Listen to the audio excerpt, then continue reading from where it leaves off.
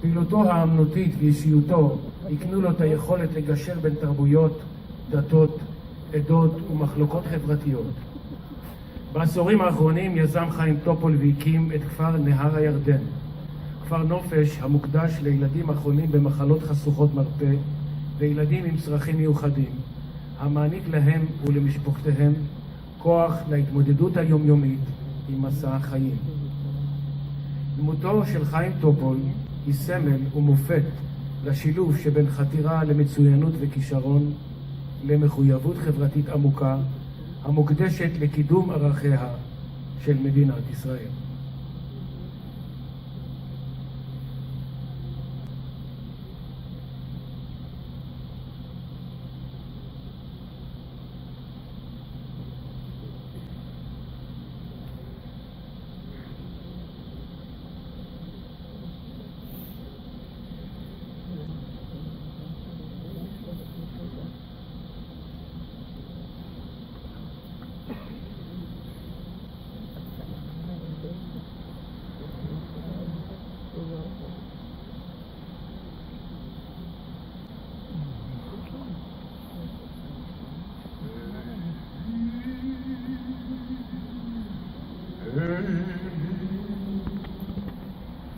שלא ייגמר לעולם החול והים, רשרוש של המים ורק השמיים, תפילת האדם. החול והים, רשרוש של המים ורק השמיים, תפילת האדם. אתם יכולים להצטרף אליי.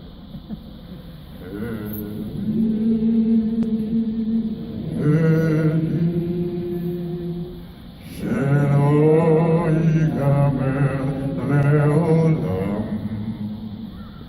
החול והים, רשרוש של המים ורק השמיים, תפילת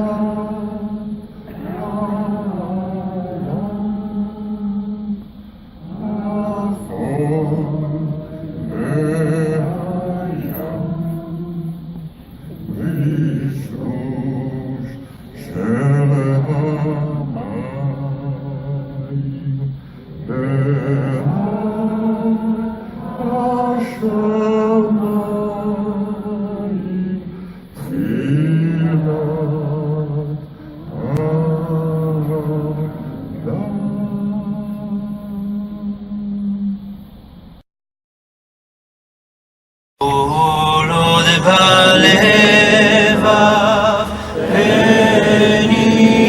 פנימה, נפש יהודי הומייה, ולפתי מזרח קדימה, עין לציון סופיה,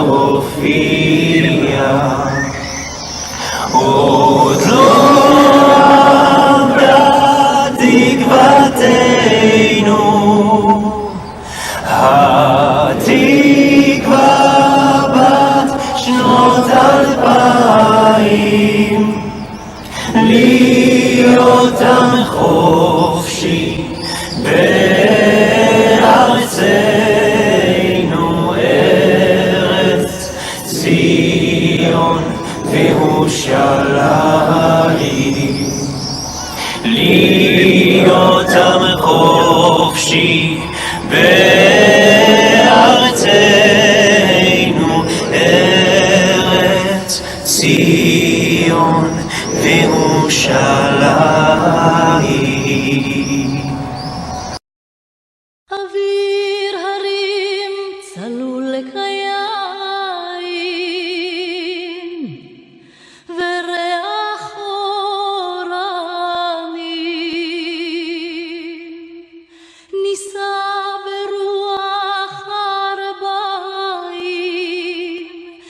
עם כל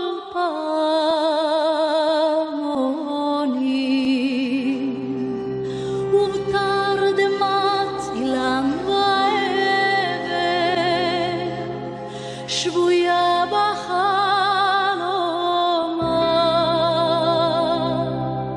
העיר אשר בדד יושבת ובליבה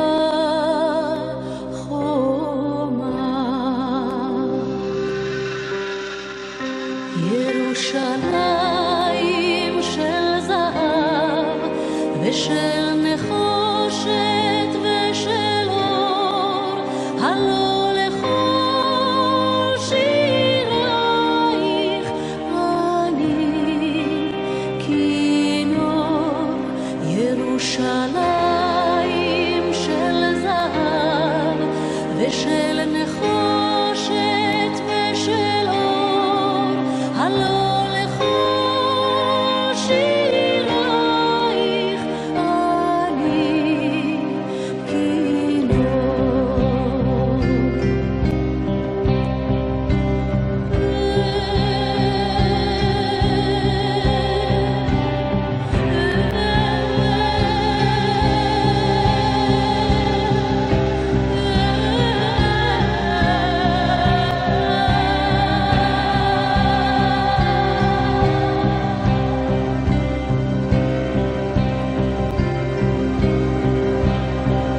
חזרנו אל בורות המים לשוק ולכיכר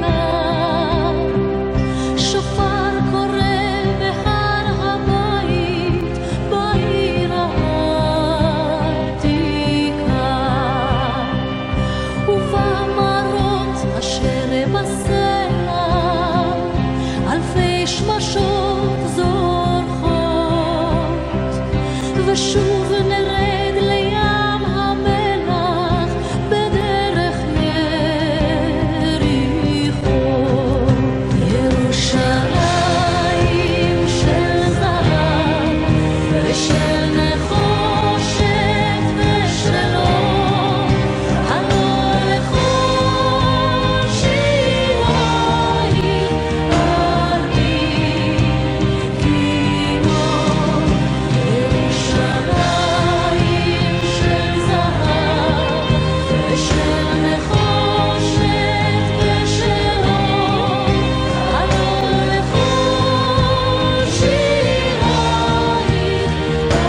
אני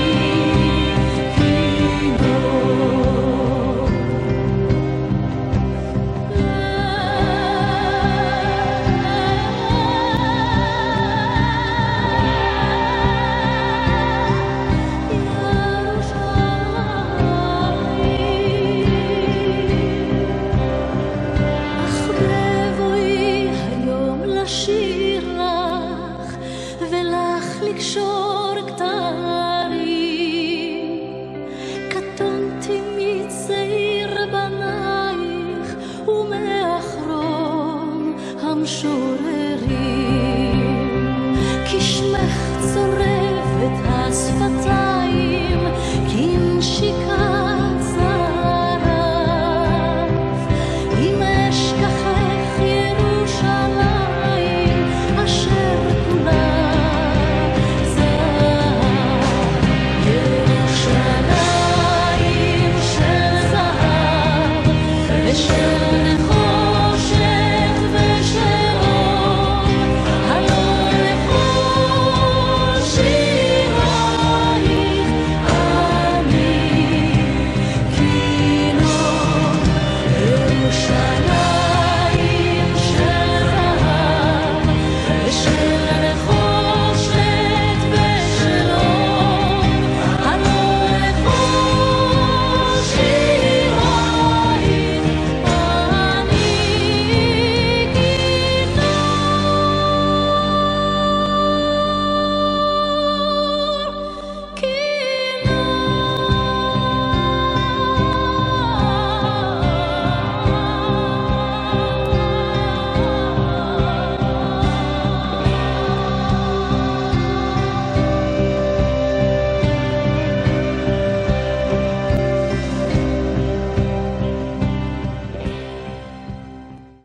ידעתי באותו יום.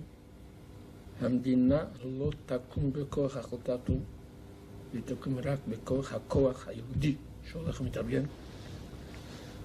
אני אמרתי, א', אני לא יודע שיש חוק כזה.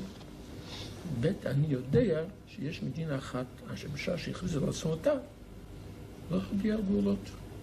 והגבול שלו עכשיו אינם הגבולות האלה שהיו בשעת עצמאות, זה אמריקה.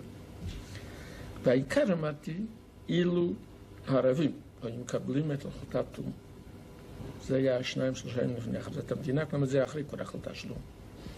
והם מקבלים את זה, כי אנחנו לא שמחנו על הגבולות שהם קבעו. אמרנו, זה הגמר. אבל הערבים לא, אומרים שלא, הם יעשו את המדינה. הם לא מסכימים להחלטת האו"ם, והם יבטלו את החלטת האו"ם. הגבולות ייקבעו על ידי הצבא שלנו. וכך הלאה. הגבולות שארבע מדינות שלחמו בנו, חתמו על הסכם שביתת הנשק, לא היה גבולות שאמרה האו"ם. הגבולות מה שאמרה האו"ם זה היה לא הגליל המערבי, לא הדרך לירושלים, לא יפו, צפת, לא יפו, לא רמלה, לא לוד, לא הרוב של הנגב. וכל זה נשתנה. אבל היום. והם חתמו על זה. ואנחנו שאלנו, אלה מהגבולות. מה בן גוריון, האם זה מוביל אותך למסקנות למצב היום, כפי ששאל מר רוזנפלד? מצב היום, אם כן, היום אני מדבר כאחד מ2,400,000 יהודים בארץ. המצב היום, אין כרגע, בזמן הקרוב ביותר, אין שום סיכוי לשלום. אילו היה זה תלוי בי, והיה סיכוי לשלום, הייתי אומר להחזיר את השטחים מלבד 2. ירושלים וגולן. להחזיר את השטחים היה כשלום יותר חשוב בזה. זו דעתי כל הזמן, אמרתי את זה בכמה פעמים בעיתונות. גם עכשיו, אבל לצערי הגדול, אינני רואה סיכוי כזה קרוב. מדיניות ישראל תמיד צריכה, אחת המטרות שלה זה תמיד לקרב את השלום. בכל דבר שהיא עושה. האם נחה דעתך מהמדיניות העכשווית של קירוב השלום? ובכן אמרתי לך, שלא לא, אבל אולי הייתי מרחיב את השאלה הזו. אתה מצמצם את הסיכוי של הסדר לשינויים האפשריים במצרים, שהדבר יקרב, כמובן שאנחנו מקבלים השקפה הזו.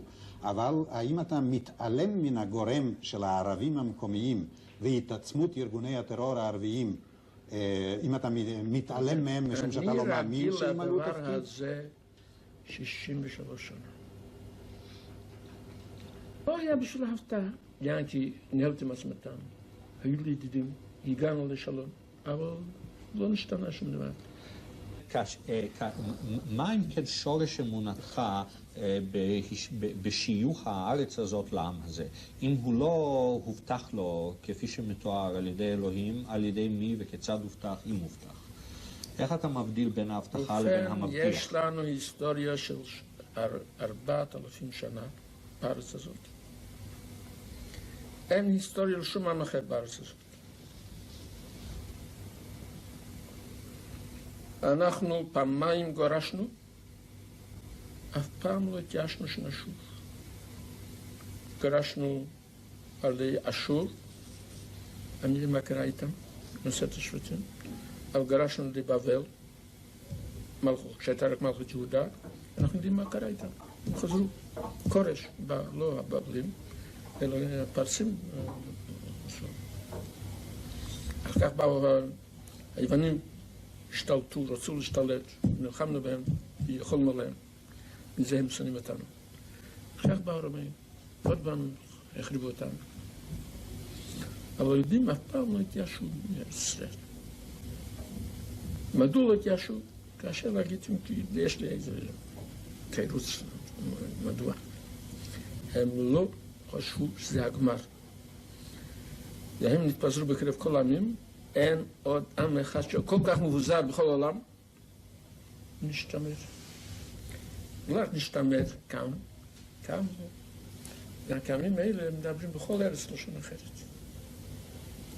בפרס מדברים פרסית. בברזיל הם מדברים פורטוגזית. בגרמניה מדברים גרמנית, ובכל ארץ אחרת.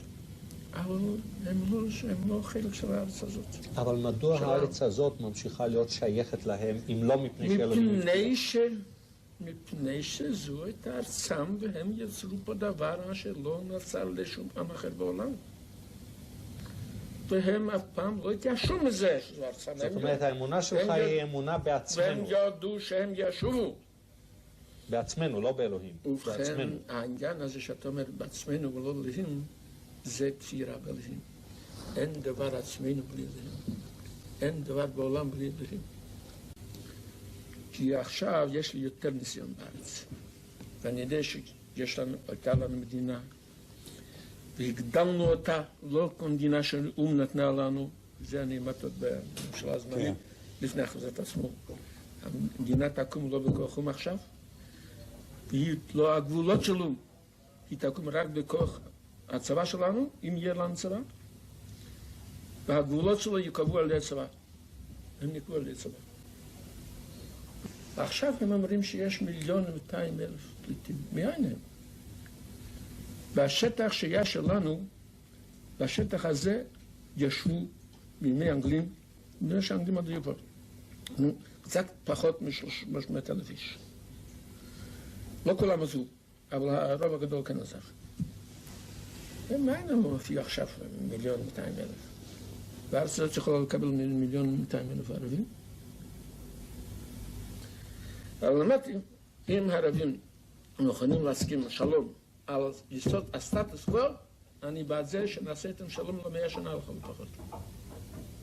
מה עלינו לעשות עם האוכלוסייה שחיה איתנו, האוכלוסייה הערבית, מהם כאלה שברחו ממקום... אנחנו מדברים על תושבי יהודה והשומרון. היום תושבי חברון, שכם, רמאללה, ועזה. מה עלינו לעשות איתם? להשאיר את חלקם במחנות או לתרום איזה שהם? הבעיה שצמצמת אותה היא רק על עזה. על עזה. בחברון יש לו מגרש יש מחברון. אני אצליח לגרש יש מחברון. ומה לערבים שנמצאים במחנות הפליטים? פישמר רוזנפלד שאל, מה לאספירציות הערבים הלאומיות? שמרצים עניים יודעים מאין בא 1,200,000 פליטים. הם אף פעם לא יהיו בשטח שלנו. זה בלוף כל העסק הזה. והם לא מעוניינים בפליטים שמיטים. זה אחד הנימוקים שלהם להמיץ את ישראל ולהרוס את אבל ישראל. מה בן גוריון, בלי פליטים, נשכח על הפליטים. אני חוזר לשאלה של מר רוזנפלד. כיצד תנהג באספירציות הלאומיות של יושבי הגדה היום, לא פליטים, יושבי הגדה היציבים? מה לעשות? אבל אני אומר לך, אם יש שלום, אז הם ישבו בארצם. בארצם. אני בעד זה שנחזיר עם שלום אמיתי, ירושלים וגולן, לא להחזיר. וכיוון שלא יהיה נניח בעוד 10 או 15 שנה שלום? אם לא, בלי שלום, לא. אבל הם רוצים להשמיד אותנו. רגע אחד. יש רק שתי אלטרנטיבות. שלום והשמדת ישראל. אחרי שנסכים להשמדת ישראל, אני לא מוכן להסכים.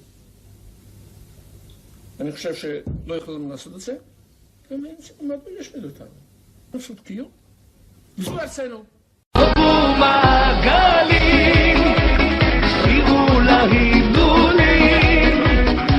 זו חוגגת בעין שנים, ישראל שלי, הדליקו האורות, שירו בכיכרות, הניפו למעלה את כל הדגלים, ישראל שלי.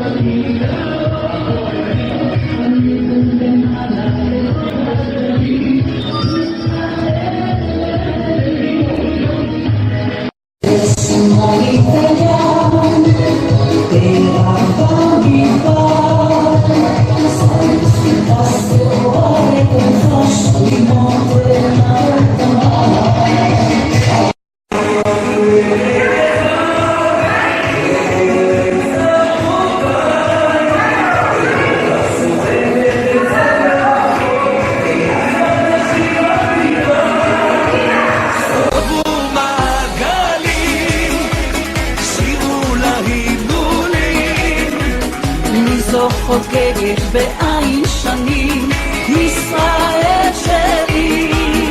He's a politician, but he's not just any politician. His biography is what you'd expect from the protagonist of a best-selling political fiction novel. However, dear viewer, this is a flesh and blood politician with both a good side and a dark side. We're talking about Benjamin Netanyahu, Israel's prime minister and the most powerful politician the country has had in the last 2 decades. This is a country that works.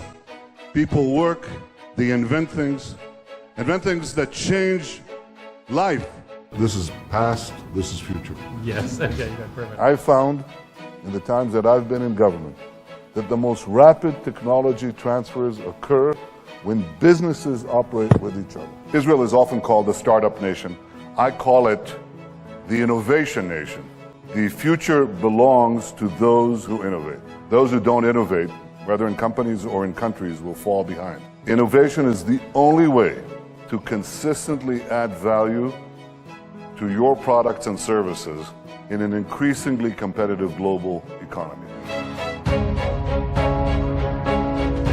But you may be wondering, why are we talking about Netanyahu today? Why is he so important? Well, folks, what if I told you that this man was the architect who basically designed the Israel that we know today? Yes, you heard that right. We're talking about a politician who has so much character that he actually attacked the very president of the United States in front of his own Congress. Yes, indeed, this happened to Barack Obama. So don't tell me that this guy isn't tough. Before lifting those restrictions, the world should demand that Iran do 3 things.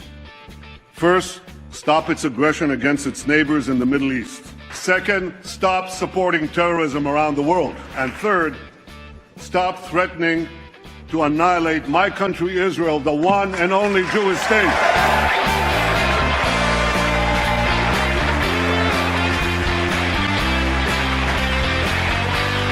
Well, the fact is that Benjamin Netanyahu, or Bibi as he's known in Israel, has done practically everything in his country. During his time as a soldier, and remember here that military service is mandatory in Israel, he commanded a special forces unit, and he participated in plenty of operations which have names like you'd see in a Hollywood movie. Names like Operation Inferno and Operation Isotope, where, by the way, Netanyahu was shot while his unit rescued a plane hijacked by the terrorist group, the Black September Organization. Look, I'm 28 years old. I've had to defend my country in 2 wars and in many battles. As a soldier, he also participated in operations in Egypt, Syria, and Jordan. But that's not all. After finishing his military service, this Prime Minister went to the United States to study. And, well, now you might be wondering, well, where did he study? Well, first it was MIT, and then it was Harvard. And by the way, here's some curious trivia. In 1973, when the Yom Kippur War broke out between Israel and its Arab neighbors, Netanyahu, who was studying in Boston, returned home to rejoin the special forces until the war ended. But moving on from trivia, let's continue. The fact is that after studying in the United States and spending some time working in consulting, he got involved in politics, where again, he's done everything. He has been a member of parliament, an ambassador to the UN, Minister of Foreign Affairs, Minister of Finance, and of course, Prime Minister for 4 terms. In fact, my friends, he's about to become the Israeli Prime Minister with the longest time in office. However, now his position of influence and power is being questioned. So let's take a look at what is happening and why this man is an election-winning machine.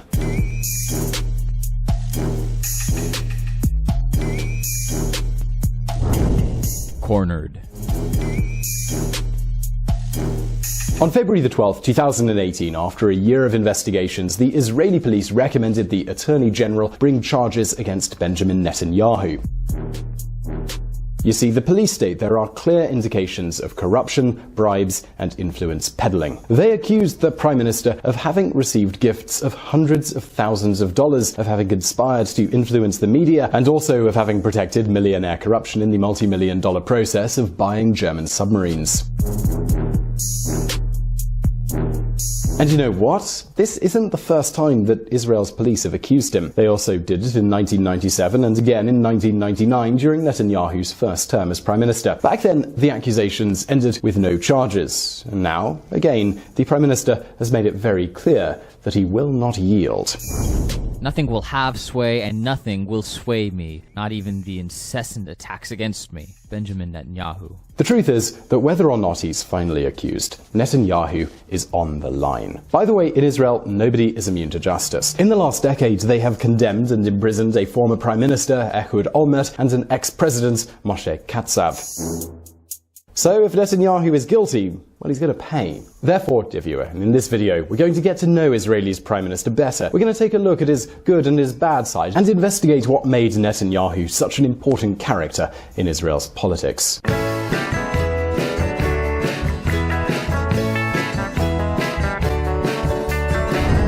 King Bibi, the savior. Netanyahu might not be the most popular guy on the planet, but one thing is absolutely certain. Every time Bibi has come to power, he's done so under very, very difficult conditions. During his first term, when he came to power in 1996, the country was greatly unbalanced, with an uncontrolled public deficit and growing external debt.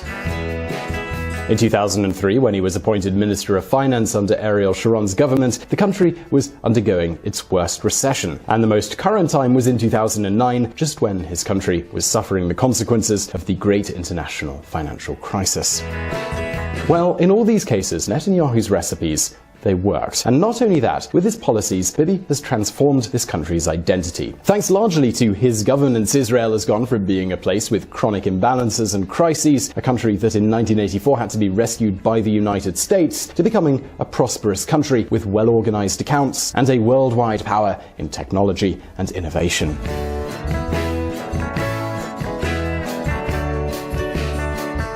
Through all this, we can understand how, despite all the controversy, Bibi continues to raise passions, some against him, but many in favor of him. But many of you might now be thinking, okay, but what were, or rather, what are Benjamin Netanyahu's recipes? Well, that's exactly what we're going to look at next. Traditionally, Israel was a socialist country with high taxes, a lot of regulation, and a very large government. Well, Bibi's mission was to change this model once and for all and enforce another that would organize the accounts and improve the country's competitiveness. I mean, check this out. You think that mathematicians and computer engineers or mechanical engineers or doctors are first? They're very important, but they're not first. They're second. There was a country that had the best mathematicians, the best physicists, the best metallurgists in the world, but that country was very poor. It was called the Soviet Union. What comes first is markets. This was the main thing that I tried to bring to the Israeli economy in my own way. Benjamin Netanyahu. With this idea in mind, in his first mandate in 1996, his number one priority was to reduce the public deficit, privatize banks and large government-owned companies, and suppress capital controls. For example, at that time, Israelis had a restriction on the money that they could take out of the country and use for buying foreign currency. Yes, we could say that the Israel of the 90s resembled the Kirchner's Argentina, a lot of public spending and capital controls. But let's continue. In 2003, when the country was undergoing a terrible crisis, as Minister of Finance, a Minister of Finance with a lot of power by the way, Netanyahu froze public spending and launched a huge tax reduction. For example, he reduced corporate income tax as well as individual income tax by half.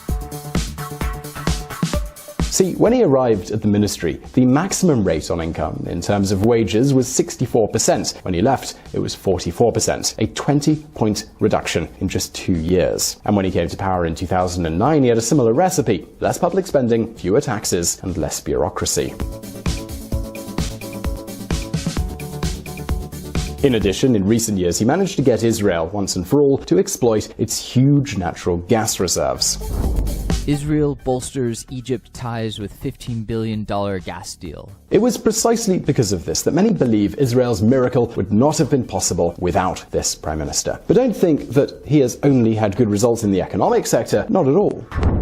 In the 37 months that Netanyahu held office, Israeli citizens enjoyed one of the safest and quietest periods with regards to terrorism. Of the 5 Israeli leaders examined, Rabin, Peres, Netanyahu, Barak, Sharon, Netanyahu's policies with regards to the prevention and deterrence of terrorism were the most effective. Indeed, in addition to the economy, Israeli society recognizes Netanyahu as having made Israel a safer country. A safer country, and also, very importantly, a country that is much more open to the world. So much so that this Prime Minister has succeeded, and listen up here because I think this will amaze you, in getting relations between Israel and the Arab countries to go, well, smoothly. And this is something that we certainly need to dive more into, and we'll do that right now.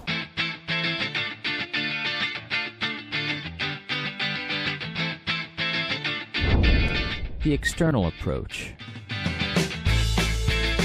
So you probably know the popular saying, my enemy's enemy is my friend. Well, it looks as if something like this is happening in the Middle East, with Iran and with fundamentalist groups like ISIS. I mean, check out the news that the New York Times published on February the 3rd, 2018. Secret alliance. Israel carries out airstrikes in Egypt with Cairo's okay. Pay close attention to this news bomb. In the last 2 years, Israel has carried out more than 100 aerial attacks with planes, helicopters and drones against fundamentalist groups in Egypt, particularly against the so-called Islamic State of Sinai. That is, an Arab government, in this case the Egyptian government, has authorized Israel to carry out attacks and operations within its territory, which is really quite amazing. But that's not all. Israel's relations with Jordan and Egypt are better than ever, but they're also growing stronger with other Arab countries, including Saudi Arabia. Yep, you heard that right. Now, they still aren't formal, but they are happening behind closed doors. There is an alignment of Israel and other countries in the Middle East that would have been unimaginable 10 years ago. Certainly in my lifetime, I never saw anything like it, and I'm at the age of the State of Israel, more or less, so it's an extraordinary thing. So how about another example? Well, after 70 years of prohibition, and for the first time, Saudi Arabia has authorized an Israeli commercial flight to cross its airspace. Since March, Air India flights between New Delhi and Tel Aviv will cross Saudi airspace. This might seem like a small step, but it's really not. And you know what? It's not just the Arab countries. The Prime Minister has set his sights on the East and has also established surprisingly good relations with India, Australia, Singapore, and even China. We are very much excited by the Belt and Road Initiative, and what we seek is merely an express lane in this Belt and Road that is called China-Israel relations. And what's more, Netanyahu led the first visit of an Israeli prime minister to Latin America. In 2017, he visited Mexico, Colombia, and Argentina. And in Africa, well, it's more of the same. Israel is coming back to Africa, and Africa is coming back to Israel.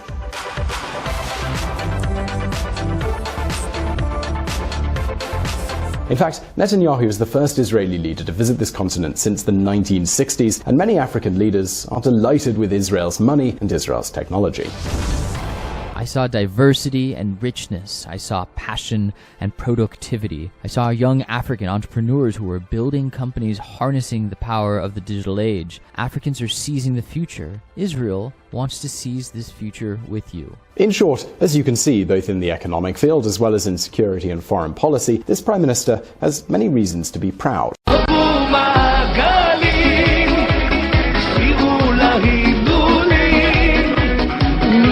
חוגגת בעין שנים, ישראל שלי, הדליקו האורות, שירו בכיכרות, הניפו למעלה את כל הדגלים, ישראל שלי.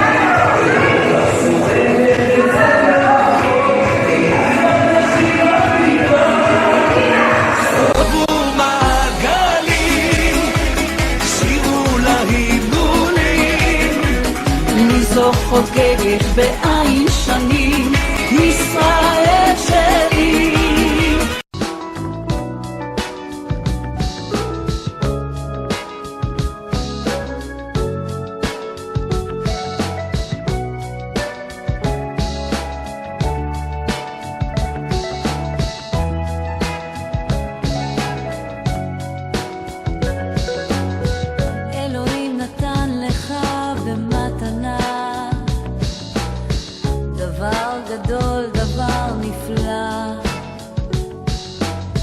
אלוהים נתן לך במתנה את החיים על פני האדמה. נתן לך את הלילה והיום, אהבה, תקווה וחלום, קיץ, חורף, סתיו, אביב, נשמה טובה להביט סביב. נתן לך שדות ירוקים, פרחים ועצים מלבלבים, נהרות, נחלים וימים, שמיים, ירח, כוכבים. אלוהים נתן לך במתנה דבר גדול, דבר נפלא, אלוהים נתן לך במתנה את החיים על פני האדמה. נתן לך חגים ושבתות, את ישראל ארץ האבות, ידיים וראש להגשים חלומות. נתן לך את כל הנפלאות, נתן לך דברים כל כך יפים, להביא לעולם ילדים, להאזין לשירים, לראות צבעים. מה רבו מעשיך אלוהים.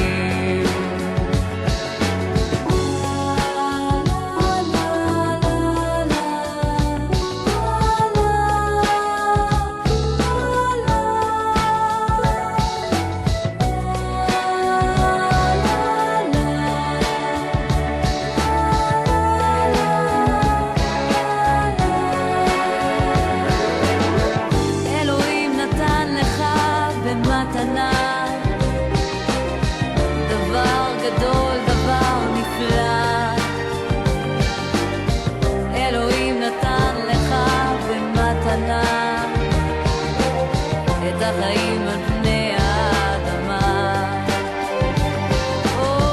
אלוהים, תן לי רק עוד מתנה, מתנה קטנה אך נפלאה. אלוהים, תן לי רק עוד מתנה, את השלום על פני האדמה.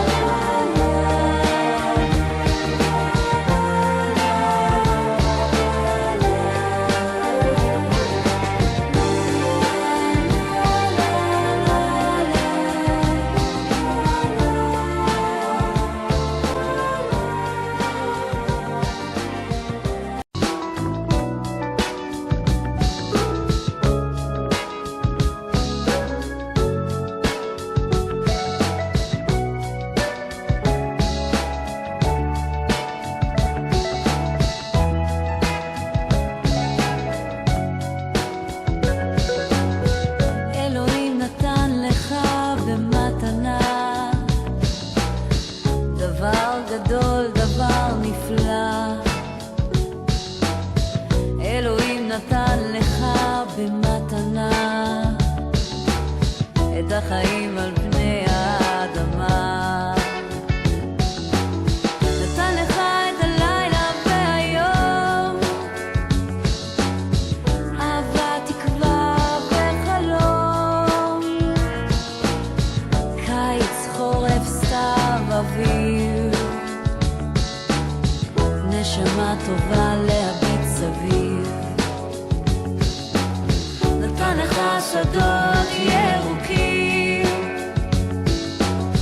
פרחים ועצים מלבלבים, נהרות, נחלים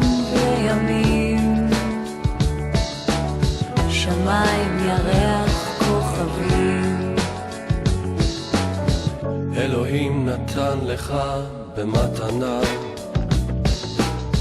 דבר גדול, דבר נפלא. אלוהים נתן לך במתנה את החיים על פני האדמה. נתן לך חגים ושבתות, את ישראל ארץ האבות, ידיים וראש להגשים חלומות. נתן לך את כל הנפלאות, נתן לך דברים כל כך יפים, להביא לעולם ילדים, להאזין לשירים, לראות צבעים. מה רבו מעשיך אלוהים,